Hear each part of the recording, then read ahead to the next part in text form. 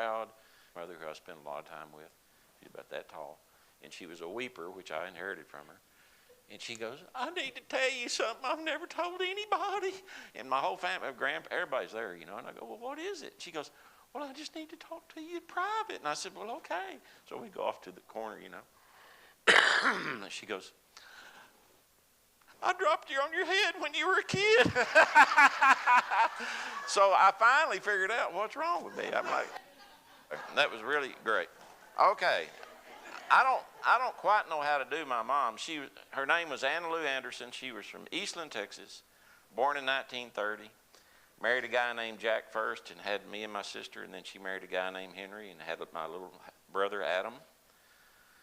And she was into a lot of different things. She was a seeker. If there had been Unitarians around, I'm sure she would have been on the front row. But her mama was born on March 3rd. She was born on March 6th, and I was born on March 9th. What does that mean? I don't know. We spent a lot of time thinking about it.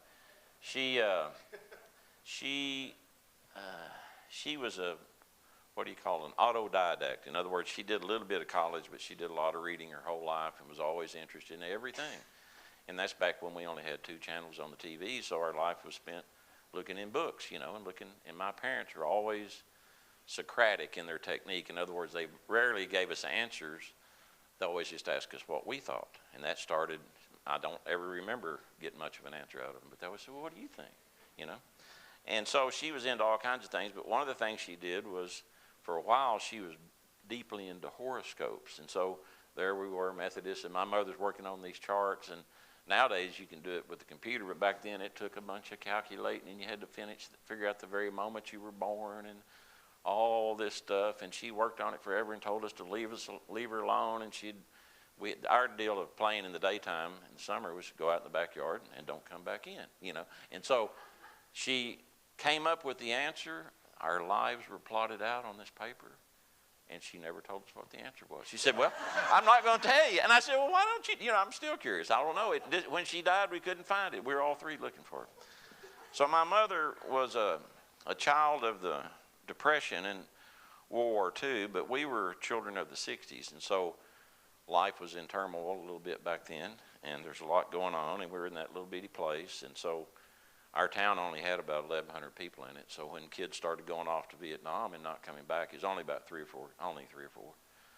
But it opened some eyes, you know, and so my parents, being who they were, meaning my stepdad and my mom, and then I had a dad and a stepmom, all of whom knew each other, all got along.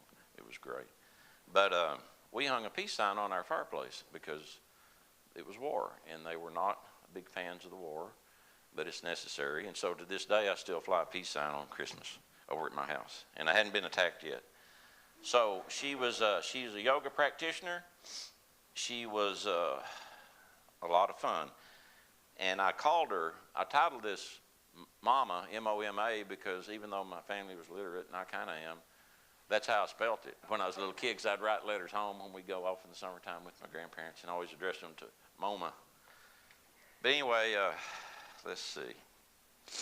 It's hard to talk about your mom, but I will say she was full of music, and our house was full of music, but she was completely untalented. She couldn't sing.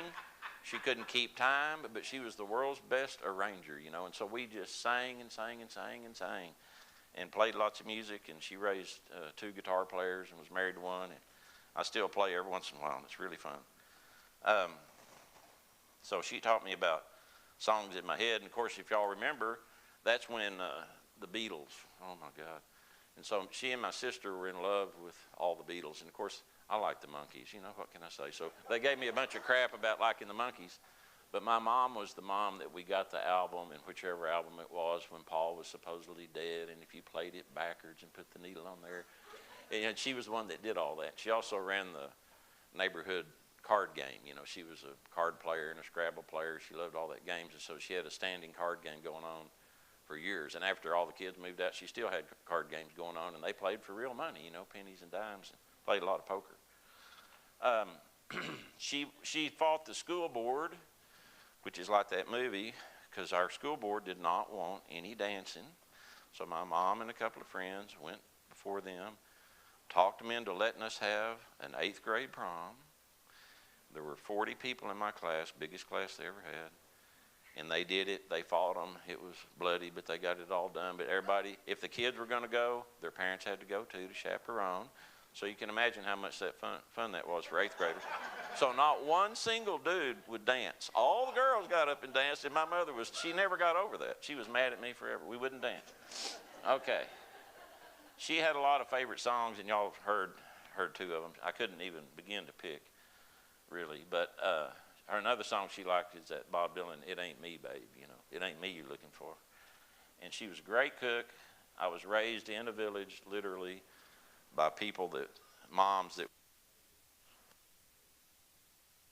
had what they called spanking rights. So if you misbehave, you're whoop you just like your own mama could. So we acted pretty good most of the time.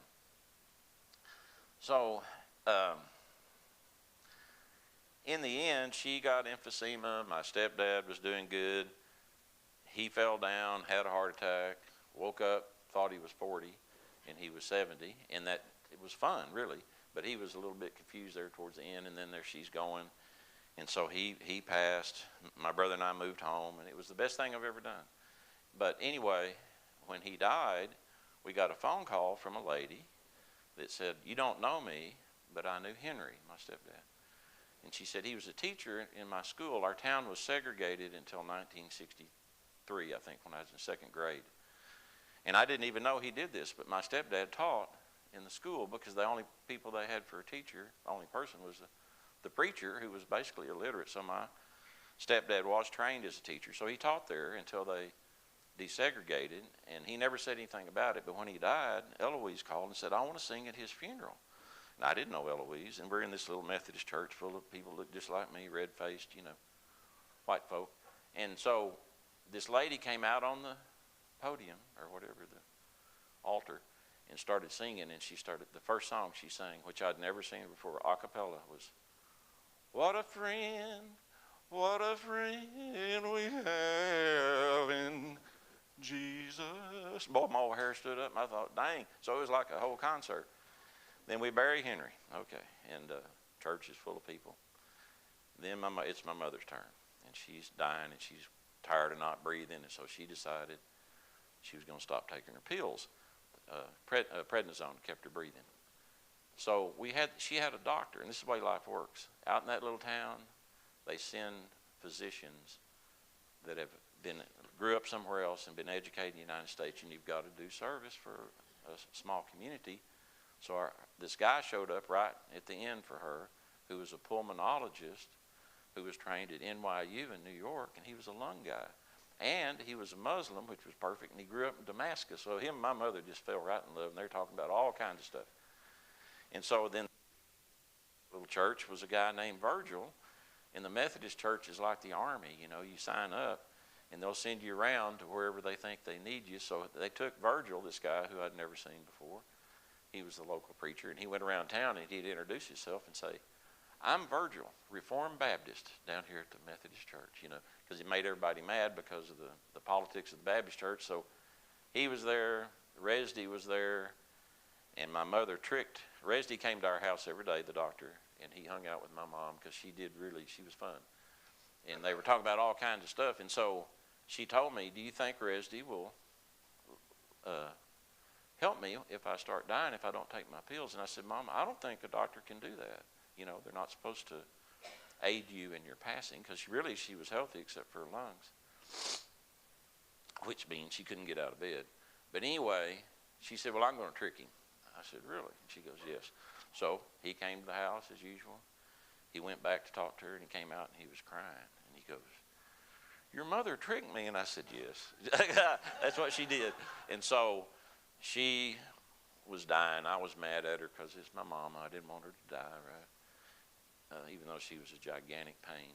And so I'm like, "Well, what do you want to do for your service? Do we want to call Eloise and have her come back and sing at your deal?" And she goes, "Oh, no, that's Henry's friend and Henry's deal, and it was wonderful. But I do have a last request." And so she told Virgil, the Reformed Baptist, and everybody else what she wanted. And what she wanted was our entire congregation, which is about like this, in a little Methodist church full of farmers, to sing Swing Low, Sweet Chariot. And I said, Mama, they can't sing that song, especially after hearing Eloise. It's like following up her, you know. She said, I know, it'll be hilarious. So, all right, so we get up there. It's the same people, same pallbearer, same church. You know, it's a month, maybe 5 weeks later. She's gone. And old Virgil got up here and he goes, well, y'all all knew Ann a lot better than I did, but I'm telling you, she was a lot of fun. So we're going to turn to page, whatever it is, in the hymnal, and we're going to sing Swing Low, Sweet Chariot. All 5 verses. He said, and everybody was willing, you know, and then they got to going, and pretty soon it broke into laughter because nobody can sing like Eloise could.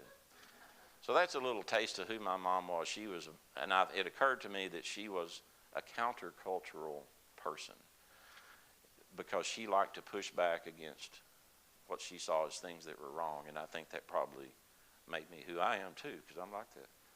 So anyway, hit it, I guess.